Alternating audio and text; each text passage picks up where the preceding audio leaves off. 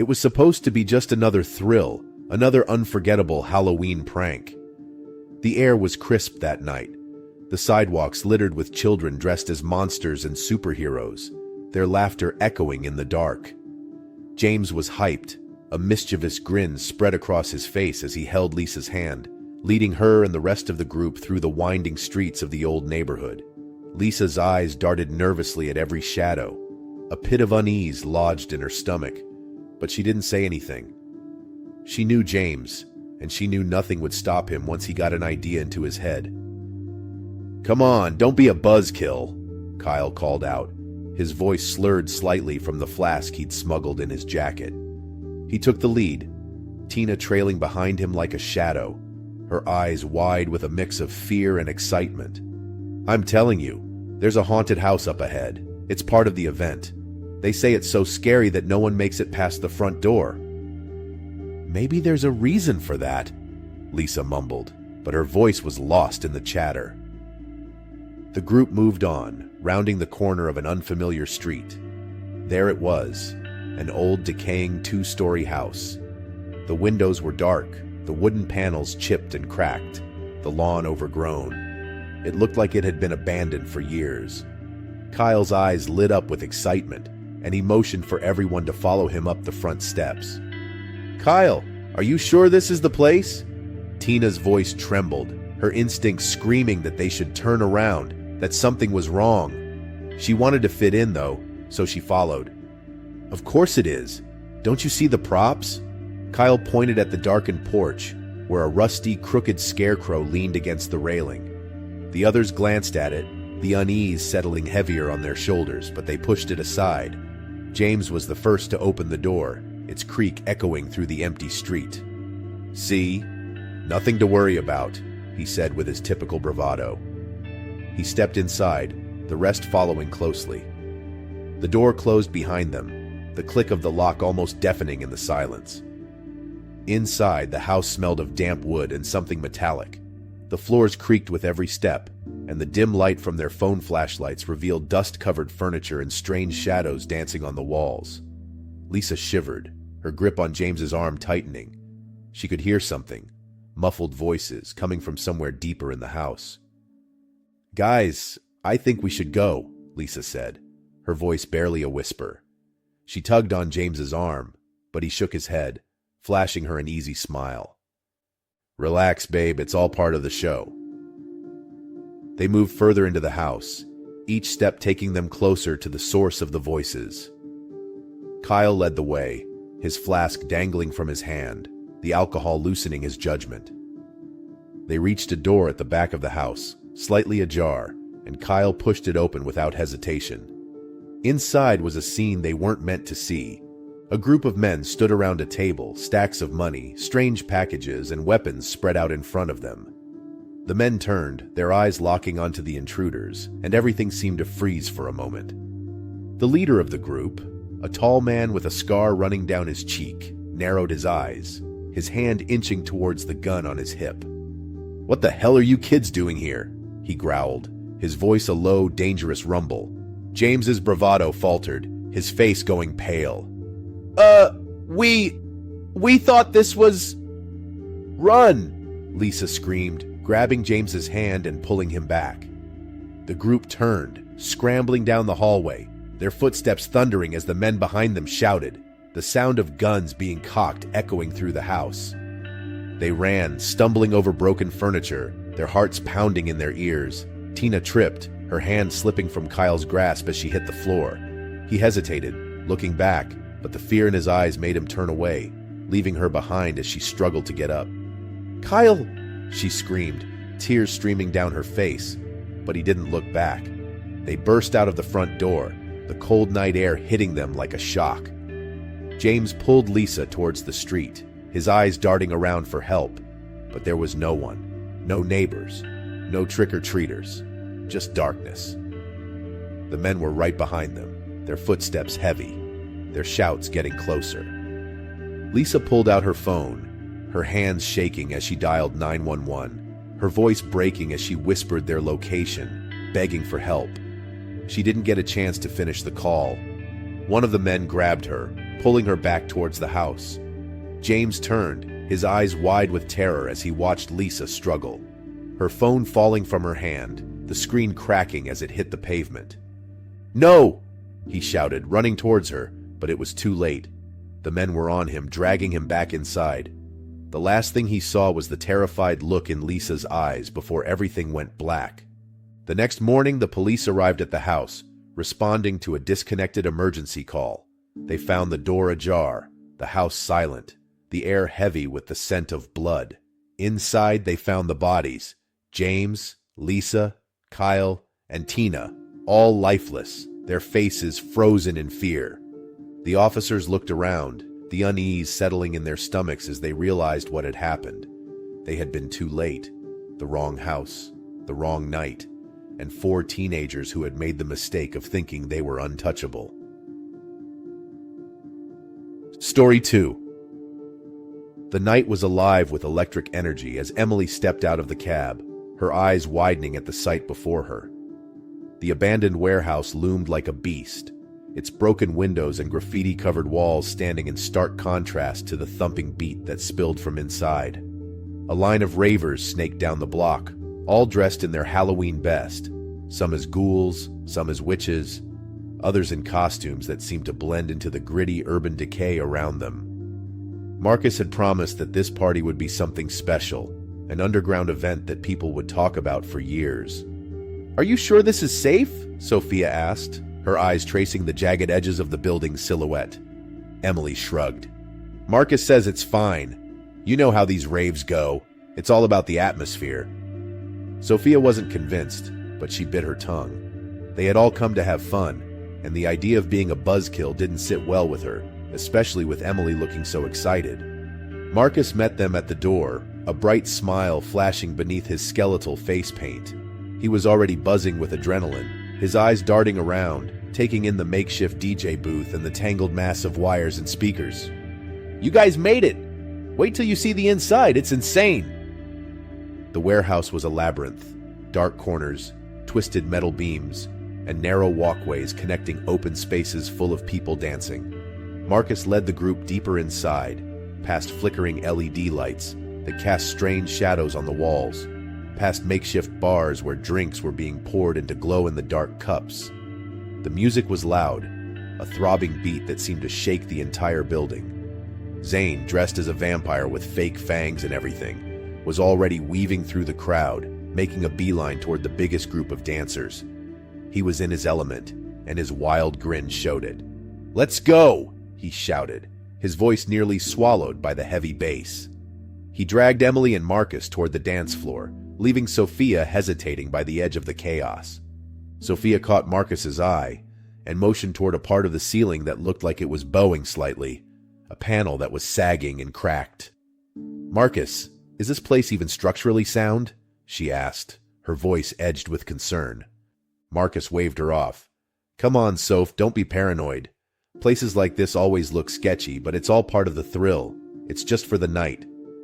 Emily glanced at Sophia, offering a reassuring smile before letting Marcus pull her in deeper, toward the center of the pulsating, sweating throng.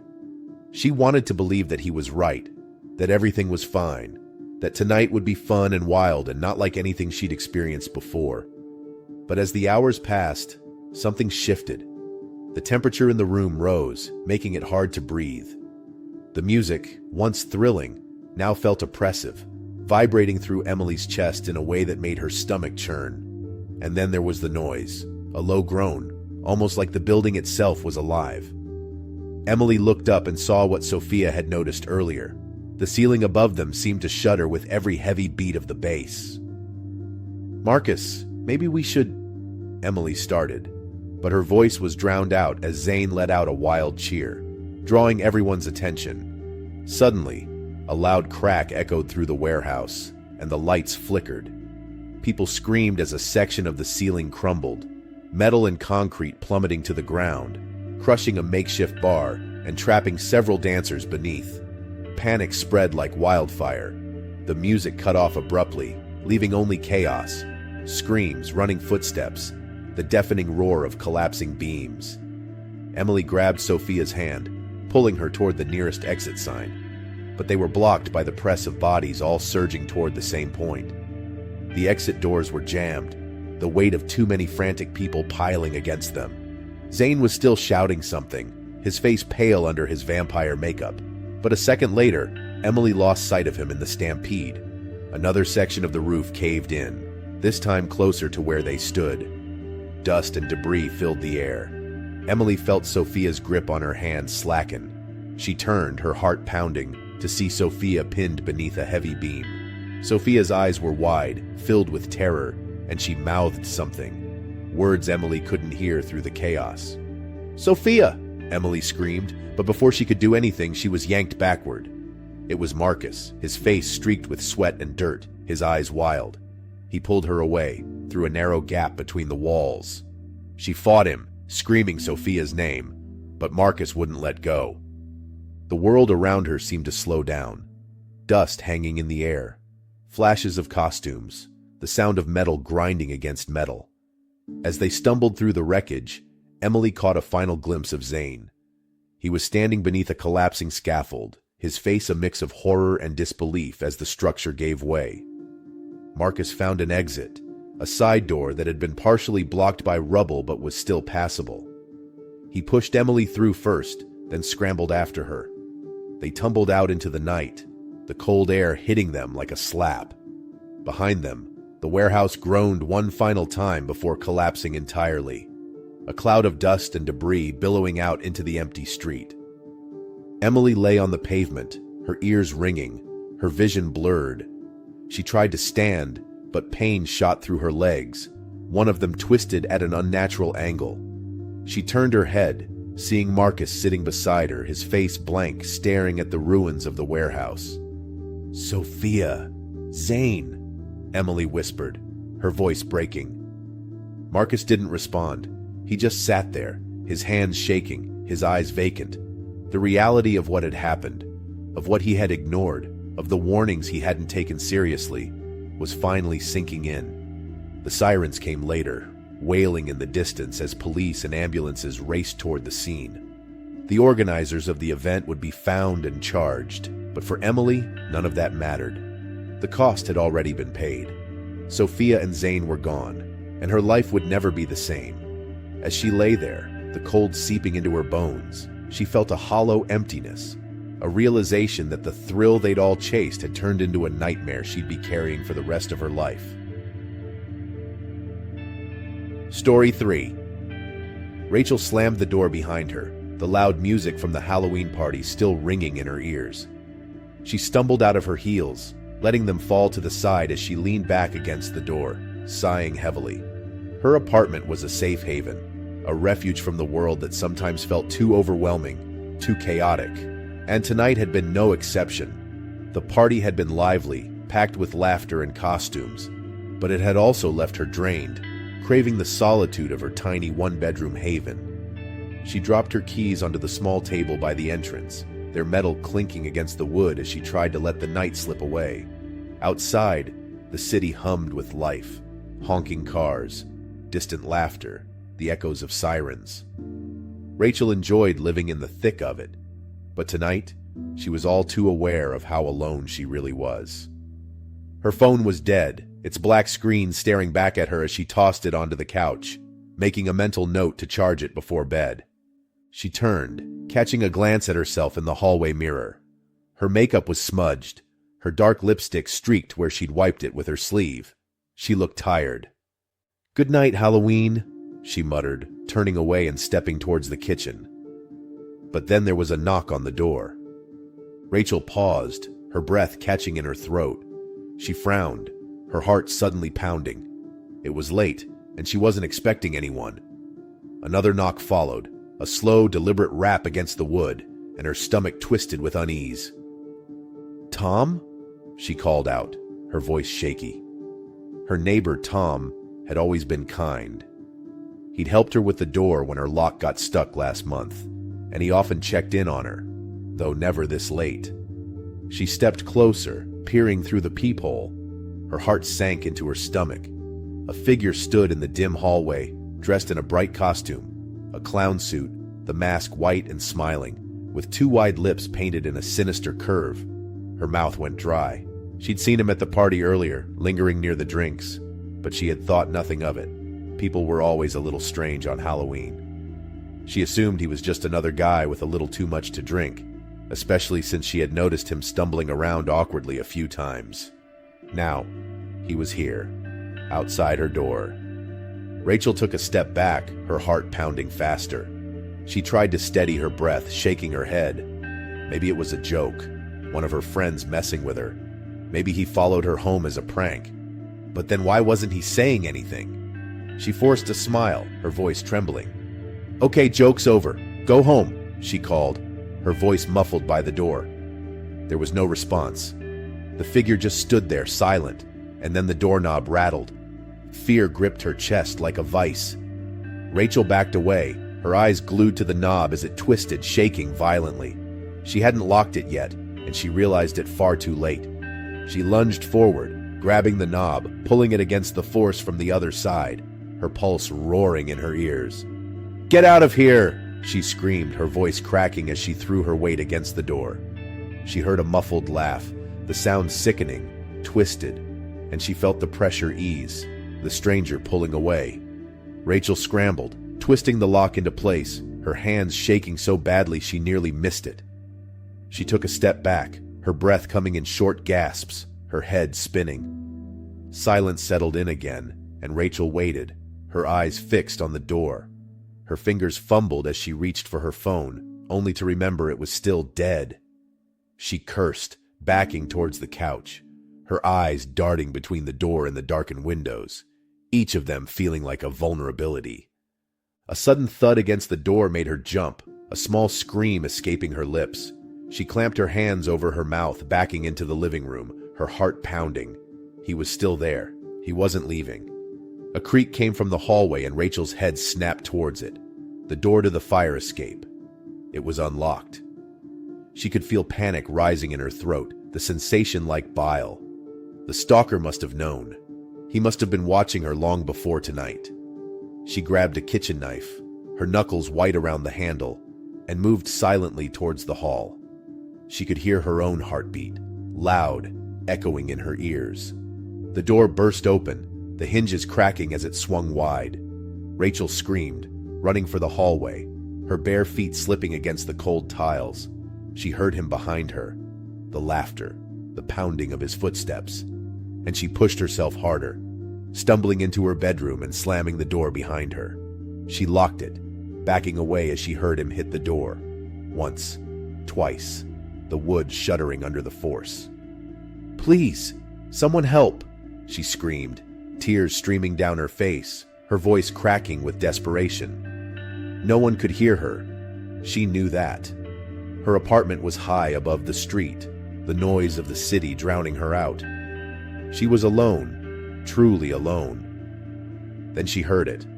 A voice, faint, from the hallway. "Rachel?" It was Tom. She could hear him calling her name, his voice filled with confusion. Her heart leaped into her throat. "Tom!"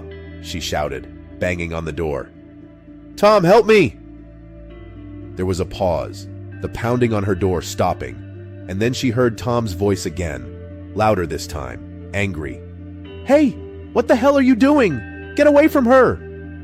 There was a scuffle, a crash, and then silence. Rachel's breath caught in her throat, her whole body trembling. She pressed her ear against the door, listening, her heart pounding painfully against her ribs. "Tom?" she whispered. No response. Slowly, she unlocked the door, her hands trembling, and opened it a crack. The hallway was dark, and she could just make out a figure lying on the floor. Tom. He wasn't moving. Rachel's breath hitched, her eyes widening as she stepped into the hallway, her knees nearly giving out beneath her. The clown was gone, the door to her apartment wide open, the cold night air rushing in. She knelt beside Tom, her hands shaking as she reached for his shoulder, turning him over. His eyes were closed, his face pale, blood staining his shirt. "No, no, no," she whispered, tears blurring her vision. She fumbled for his pocket, pulling out his phone, her fingers slipping against the screen as she dialed 911. The operator's voice came through, calm, distant, and Rachel could barely speak, her voice cracking as she gave her address, her eyes fixed on the open door. The night air was silent, the city beyond oblivious to the nightmare that had unfolded in her tiny apartment. She could still feel the stalker there, somewhere in the darkness, watching, waiting. Even after the sirens grew louder, even after the flashing lights filled the room, Rachel knew that nothing would ever feel safe again. Story 4. The moon hung low, half covered by ominous clouds, as the creaky door to the old Hayworth mansion groaned open. Brandon held his breath, stepping cautiously over the threshold. The stench of rot hit him immediately, making his nose twitch. Behind him, Chase, the supposed leader of this dare, snickered. "Welcome to your nightmare, boys!" Chase grinned, shoving Brandon forward. "All you pledges gotta do is last one night here. Just one night, no big deal." The other pledges shuffled in after Brandon, nervous laughter masking their unease. Eric was the last to enter, looking at the building like it might swallow them whole. "I don't know about this, man," Eric muttered, his voice barely audible over the loud creak of the door as it closed behind them. Brandon shrugged, his shoulders tense. He didn't know about it either, but he wasn't about to admit it, especially not in front of Chase, who had a knack for smelling fear. Chase swaggered inside, spinning around to face them, his flashlight casting wild shadows across the graffitied walls. "Come on, Brandon," Chase taunted. "I thought you wanted in. Thought you wanted to prove you could be one of us." Brandon swallowed hard. He glanced at Eric, who shook his head almost imperceptibly, silently begging him to leave while they still could. But there was no way Brandon was backing out. Not when he was this close to being accepted. Not when everyone, even his dad, thought he was too soft to make it. "Yeah, I'm good," Brandon forced himself to say, lifting his chin. "What's the plan?" Chase smirked, clearly pleased with Brandon's response. "The plan is, we're gonna split up," he said. "You pledges gotta explore the house, find proof that you've been here, maybe a creepy doll or whatever." He looked them over with narrowed eyes. "No phones. No way to contact each other." Eric opened his mouth to protest, but Chase cut him off. "Unless you want to head back to campus right now and tell everyone you chickened out." The other pledges shifted uneasily. Brandon nudged Eric in the ribs, his eyes saying, "Let's just get this over with." Eric sighed but nodded, and they all dispersed, flashlights flicking on as they started exploring. Brandon took the winding stairs to the second floor, Eric trailing behind. The air got heavier the higher they climbed, and the floorboards groaned beneath their sneakers. Something about the place felt wrong. More wrong than just an abandoned house. Brandon could hear distant noises, scratches, murmurs, maybe even movement. It wasn't until they reached the top landing that Brandon paused, turning to Eric. "You hear that?" Eric nodded, his eyes wide. "Yeah, it's coming from downstairs, right?" Before Brandon could answer, a loud crash echoed from below, followed by hurried, muffled voices. "Get down!" Eric hissed, dragging Brandon into a darkened room. They pressed themselves against the wall, hearts pounding. Brandon listened, holding his breath as heavy footsteps pounded across the first floor. The muffled voices turned into shouts, angry, low-toned commands. Brandon exchanged a wide-eyed glance with Eric. "What the hell?" Brandon whispered. Eric just shook his head.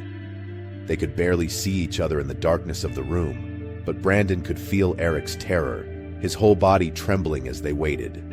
The noises grew louder, the shouting now mixed with what sounded like threats. "They're not ghosts," Eric mouthed. Suddenly, Chase's voice rang out, echoing through the house. Hey, who the hell are you guys?" Then there was a thud, and silence. Brandon's heart stopped. He peeked through the gap in the door and saw Chase, lying face down in the middle of the foyer, not moving. "We're leaving," Eric said, tugging on Brandon's sleeve. "Now." Brandon nodded, panic starting to blur his thoughts.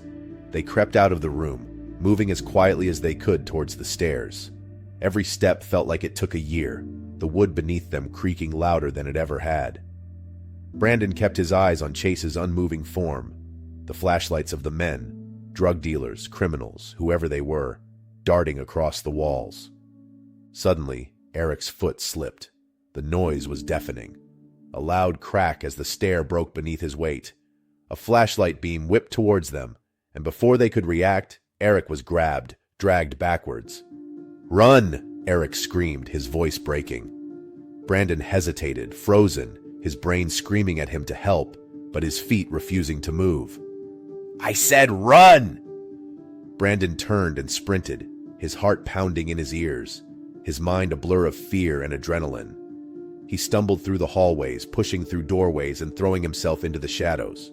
Behind him, he could hear Eric's desperate cries, the thuds, the terrible silence that followed. Brandon found an empty room, the walls covered in peeling wallpaper and grime. He crawled into the corner, pressing himself down, his breath coming in short, terrified gasps. Footsteps echoed closer, heavy and deliberate.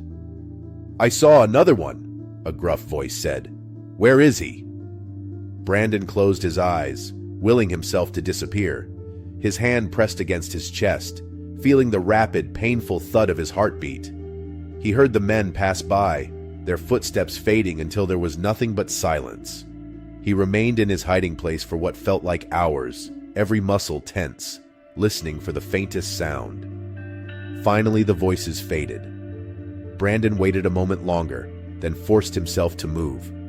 He crawled out of the shadows, careful, slow, barely breathing, as he crept back down the stairs and towards the door. Chase was still lying there, still not moving. Eric's screams echoed in his mind, his last look of terror haunting Brandon with every step.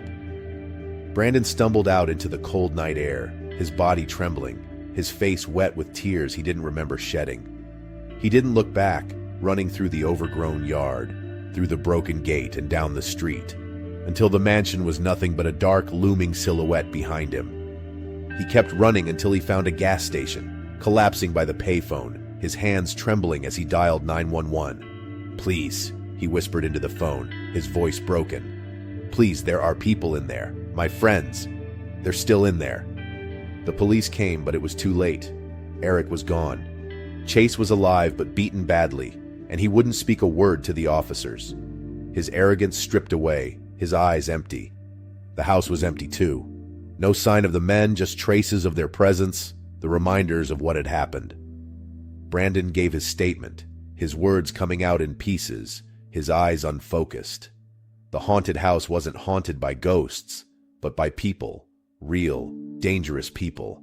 And now, it was haunted by the memory of Eric. He left the fraternity after that, left the college soon after. The brotherhood he'd wanted so badly had turned to dust. The bond that was supposed to make him feel invincible had crumbled, and he'd never forget the look on Eric's face, or the sound of that last desperate scream. Story 5.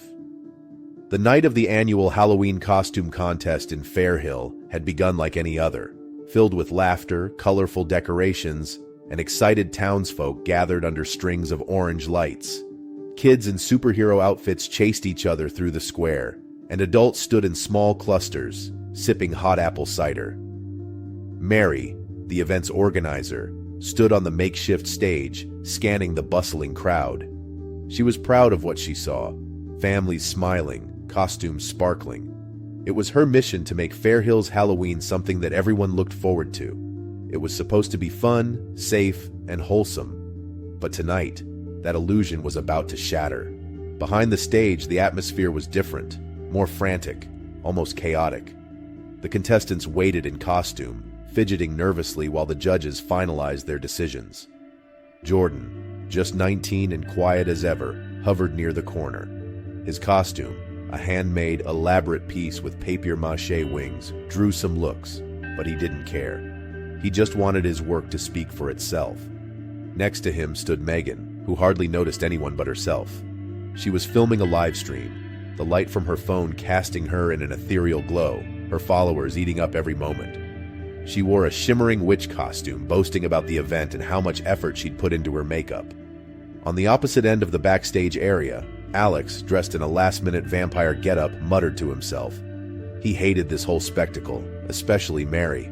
She always acted like she knew what was best for Fairhill. It was a joke to him. All these people fawning over some silly costume contest. He leaned against a rack of old props, glaring at the cheerful crowd through narrowed eyes. The excitement turned dark just after the announcement of the top 3 contestants. A scream pierced through the laughter, silencing the whole town square. Everyone turned, straining to see what was happening behind the stage.